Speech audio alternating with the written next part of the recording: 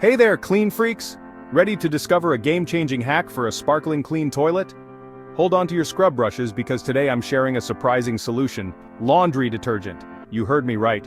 That same detergent you use for your clothes can also work wonders on your toilet. How, you ask? Laundry detergent contains powerful surfactants that break down dirt and grime, and its water softeners are perfect for tackling limescale buildup.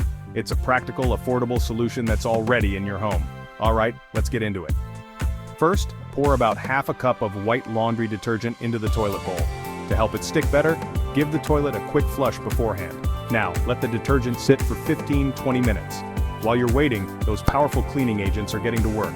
When time's up, grab your toilet brush and scrub every corner, especially under the rim. Make sure you get all that loosened grime out. Finally, flush and admire the sparkle. This method is not just effective, but also super cost efficient. You won't need to buy separate toilet cleaners anymore. So, why not give it a try? Add this hack to your regular cleaning routine and say goodbye to stubborn toilet stains. I'd love to hear how it works for you. Drop your results and any other cleaning hacks in the comments below. Thanks for watching and happy cleaning. Until next time, keep it clean and keep it sparkling.